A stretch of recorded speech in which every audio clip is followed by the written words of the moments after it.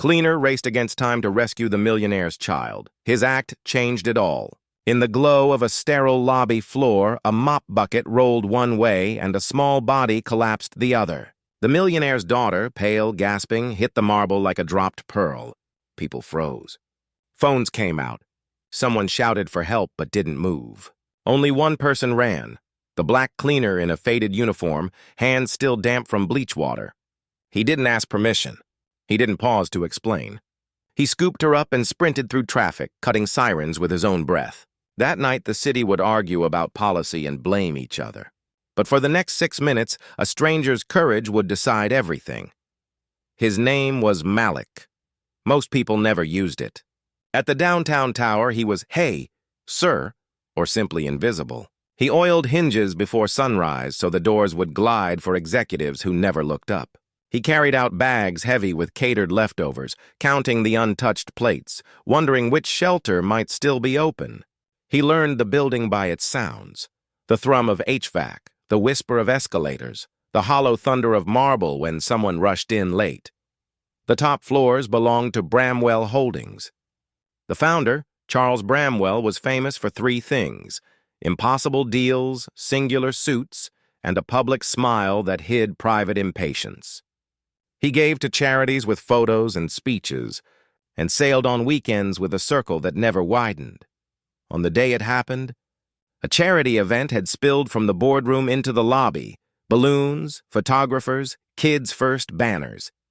Charles's daughter, Lily, 8 years old and bright as a coin, had run circles around the legs of donors, her laughter bouncing off high ceilings. She had a mild heart condition that no one mentioned. Her father paid specialists to ensure it never appeared in headlines. Malik had clocked out but stayed to finish the last hallway. He'd noticed the little girl racing, not the famous last name.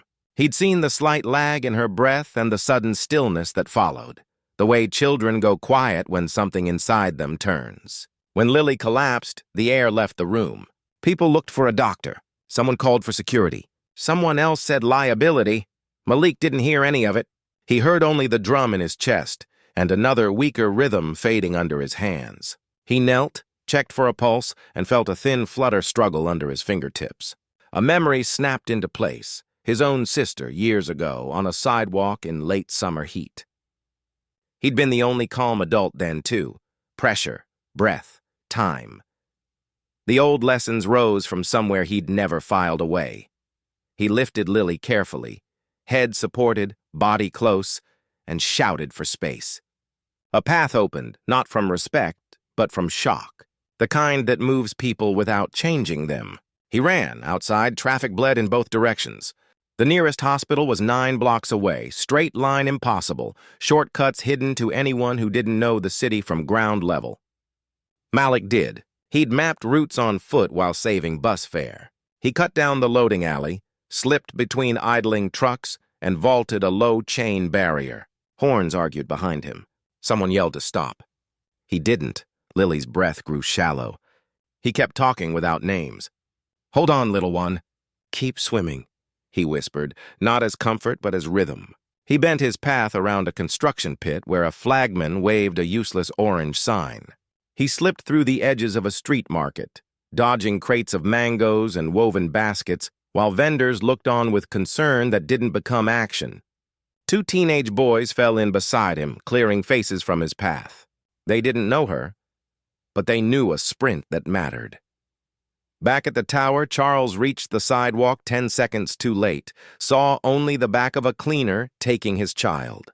His first instinct was accusation, sharpened by fear. He barked orders at his security detail as if volume could retrieve time. When the SUV fishtailed toward the hospital, Charles stared through the glass, jaw set, anger standing in for helplessness. He tried to dial influence. He couldn't dial back minutes. Malik turned on 4th, cut across a park, and hit the ramp that spilled onto the emergency entrance like a concrete tongue. He was sweating through his shirt, calves screaming, but he never shifted Lily. She stayed steady, cradled. He burst through the sliding doors, and the room became a flurry of motion. Nurses met him at the threshold. One finger to a carotid artery and the words "weak," "thready." The gurney appeared from nowhere, a team folded around Lily, each person a gear in a practiced machine. Security eyed Malik, then stepped aside as the triage nurse nodded him through. "Stay," she said, and he did, pressed to a wall, hands trembling, eyes locked on the small shape now surrounded by wires and calm commands. A pediatric cardiologist was paged. The monitor drew green hills on a black horizon, slow, then steadier. When Charles arrived, he pushed into the ER with the coiled force of a man who assumes doors exist to be opened for him. He saw the child, the machines, the hands working without looking up. He saw the cleaner, sweat-soaked, standing small against the wall. His mouth formed a line so tight it made a ridge. A nurse stepped between them. "Sir, your daughter is stabilized. We're taking her for evaluation. You can follow." He brought her in fast. That mattered. The word fast landed where no compliment ever had. Charles looked at Malik not as a suspect, but as the one person who had outrun his money. He opened his mouth to shape gratitude and found pride blocking the airway. He nodded instead, a gesture that meant nothing to anyone but him. Hours passed in clinical time. Tests, murmured updates, the waiting room's cold coffee. Malik sat alone. No one asked him to stay. No one sent him away either. He watched the automatic doors and the soft-shoed choreography of nurses who moved like a tide. He thought of clock-in schedules and how he'd missed his second job sweeping a closing grocery store. He thought of the two teenage boys who had peeled off at the ambulance bay, forearms slick with effort, faces bright with something like hope. He thought of Lily's minor hand twitching once, as if grabbing for a rope only she could see. Near midnight, a cardiologist stepped into the waiting area with the calm gravity of someone who delivers news as a profession. Lily's episode had been a ventricular arrhythmia triggered by exertion. They'd corrected it, adjusted medications, and outlined a future made safer by better information. She would live. She would need care and reasonable caution. She would run again someday, under watchful eyes. Charles exhaled, a sound he had not made since late afternoon. The room narrowed until only he, the doctor, and the door mattered. Then he noticed Malik still there, silent, spent, folded into a corner chair to stay out of the way. "Are you family?" the doctor asked gently. Malik shook his head. I was there." "Then you were the first responder," the doctor said. "Speed changes outcomes." She arrived with a margin that most children don't get. Whoever carried her made that margin. Charles heard it the way men hear truth when it doesn't flatter them. Not the kind that brands a foundation or tops a press release.